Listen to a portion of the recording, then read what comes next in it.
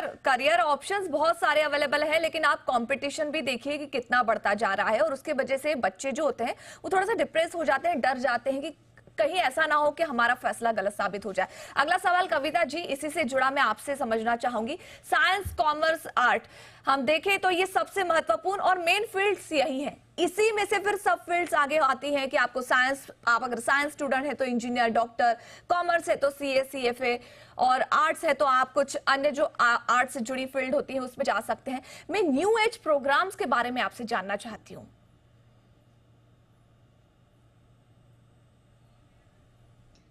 बहुत बहुत धन्यवाद भावना जी। सबसे पहले तो मुझे इनवाइट करने के लिए और इस क्वेश्चन के लिए।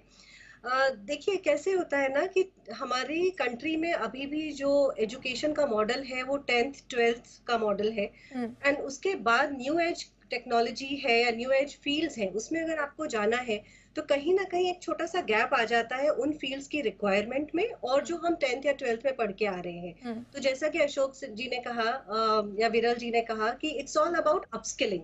हम्म। सो आपको किसी भी नई फील्ड में जाना है, सबसे पहले तो आपको अपना एप्टीट्यूड चेक करना होगा। तो बच्चों का कॉन्फिडेंस होना, बच्चों के साथ उनके पेरेंट्स का, उनके टीचर्स का, उनके एनवायरनमेंट का सपोर्ट होना बहुत जरूरी है, जिससे कि बच्चे अपना एप्टीट्यूड टेस्ट कर पाए कि उनका एक्चुअल एप्टीट्यूड है क्या।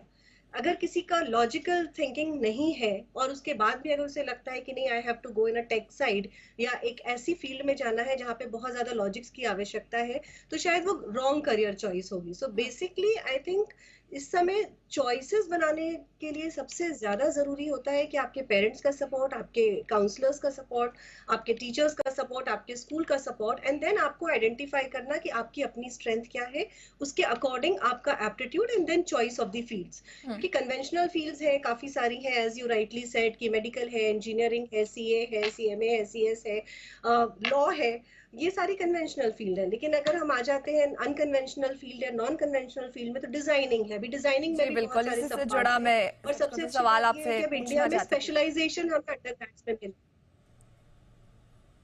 या है। हाँ जी। इसी से जुड़ा मैं अगला सवाल आपसे लेना चाहती थी हेलो। कि मैम, जनरली हम लोगों को रेगुलर फील्ड्स के बारे में पता है, इंजीनियर, डॉक्टर, सीए, सीएफए, लेकिन जो अन्य ब्रांचेस हैं या फिर जो बच्चे हैं जिन्हें शायद म्यूजिशियन बनना है, जिनको शायद डांसर बनना है, या फिर कोई अन्य फील्ड होगी, फैशन डिजाइनिंग करना है, तो उनके लिए आप क्या एडवाइस कर पाएंगी?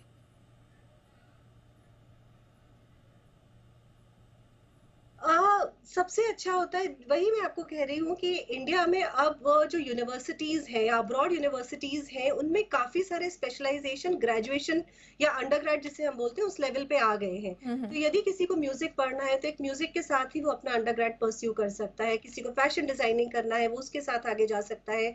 एनिमेशन है, मल्टीमीडिया है। अभी अगर आप देखेंगे कि पहले एक बीबीए और एमबीए ऑप्शंस होते थे, अभी बीबीए में भी आपको ब्रांचेस मिलती हैं, आपको बिल्कुल। स्पोर्ट्स मैनेजमेंट मिलता है, आपको काफी सारी उसमें ब्रांचेस मिलती हैं। तो इट्स ऑल अबाउट कि आपको बहुत अच्छे से रिसर्च करने की जरूरत है, एक अच्छे गाइडेंस की जरूरत है।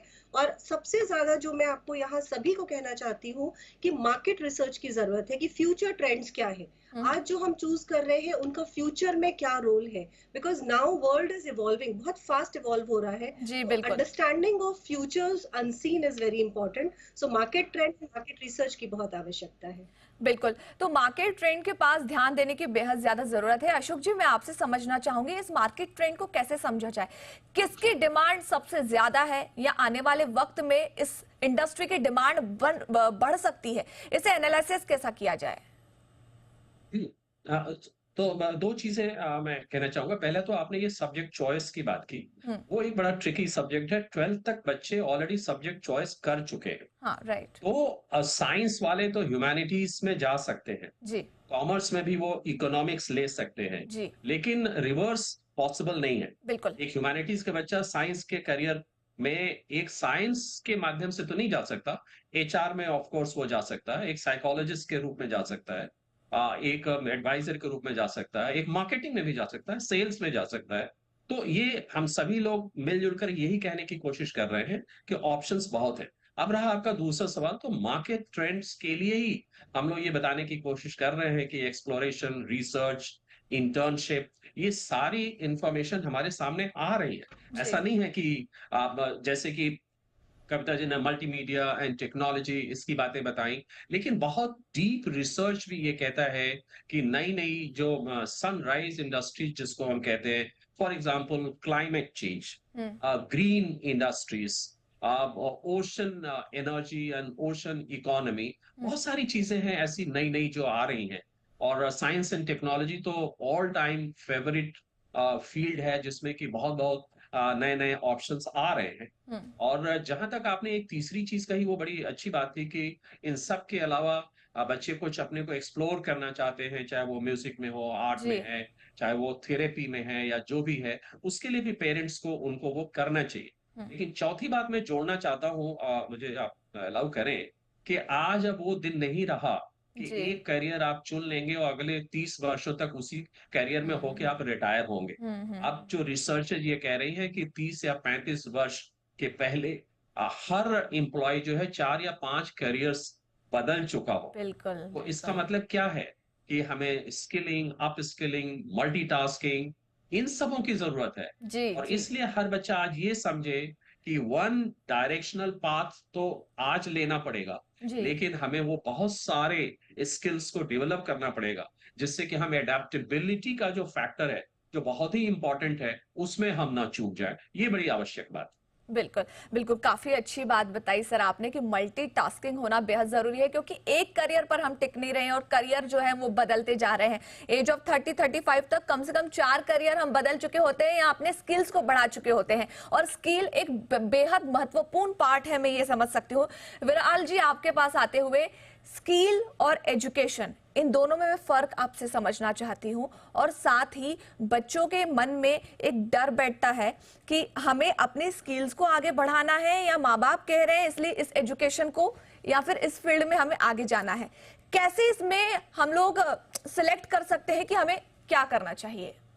एब्सोल्युटली, देखो दोनों ही चीजें इंपॉर्टेंट है। एक हम्म, हो गया हमारा एकेडमिक्स जिसमें पेरेंट्स, समाज, फ्रेंड्स सब बोल रहे हैं कि भाई बिल्कुल। बेटा ग्रेजुएशन कर ले, मास्टर्स कर ले, हम्म, लेकिन साथ ही साथ हमें ये समझने की जरूरत है कि फ्यूचर में चाहिए क्या, आज हम्म, इंडस्ट्री में लोगों को चाहिए क्या। आज जैसे अशोक जी ने बताया कि 35 की एज तक हम 4-5 अलग अलग करियर ऑप्शंस ट्राई कर लेते हैं। हम्म, अब मैं मेरी लाइफ खुद की स्टोरी बताऊं तो आज से 12-15 साल पहले मैंने चलो अपना पैशन फाइंड किया था कि चलो मुझे एजुकेशन पसंद है, मुझे लोगों को सिखाना पसंद है, लोगों से बात करना पसंद है। तो मैंने भी स्किल है, मुझे चलो पता चल गया, मेरा पैशन पता चल गया। आज हर स्टूडेंट को वही करना चाहिए कि भाई मुझे पहले पैशन फाइंड करो, फिर वो पैशन के लिए मेरी कौन सी स्किल्स आवश्यक है। जैसे मुझे पता चल गया, मैं मेरा एग्जांपल इसके लिए दे रहा हूँ क्योंकि लोग शायद उसको रिलेट कर पाएंगे, और जी। उसी के अंदर अपस्किल कैसे करना। मुझे पता चल गया कि चलो लोगों से बात करना पसंद है, मुझे पता चल गया कि हाँ यार टीचिंग करना पसंद है, तो मैंने एक छोटे से इंस्टीट्यूट से चालू किया। फिर पता चल गया कि नहीं यार मुझे अभी थोड़ा सा इसके अंदर मुझे और एक्सपांड करना पड़ेगा, तो मैंने फिर मेरी मैनेजमेंट स्किल, बिजनेस स्किल्स को डेवलप किया और एक में से दो में से 4 सेंटर्स चालू किया। अगेन फिर पता चला कि नहीं यार मुझे और आगे बढ़ना पड़ेगा, पूरे नेशनल लेवल पे जाना पड़ेगा, तो यार ऑनलाइन का कैसे रिकॉर्डिंग कैसे किया जाए, कैसे वीडियोस रिकॉर्ड किए जाते हैं, कैसे उसे नेशनल लेवल पे स्प्रेड आउट डिस्ट्रीब्यूशन किया जी, जाता है। जी, जी। मतलब ये सारी चीजें अपने ही फील्ड में आप खुद को एक एक लेवल आगे बढ़ाते जाइए। और आज आई कैन प्राउडफुली से आज पूरे इंडिया में 187 ट्रेनिंग सेंटर्स, और पूरे साल में 10 लाख से ज्यादा लोगों को हम ट्रेनिंग देते हैं। क्या बात मैंने है। एग्जाम्पल इसके लिए दिया क्योंकि आज बच्चों को पता चलना चाहिए कि भाई मुझे पहले मेरा इंटरेस्ट पता चल गया, अभी वही इंटरेस्ट में मैंने एक एक लेवल, अगला अगला अगला लेवल में आगे बढ़ते गया, और आज इतने सारे करियर ऑप्शंस मेरे सामने ओपन हो गए हैं एक ही फील्ड के अंदर।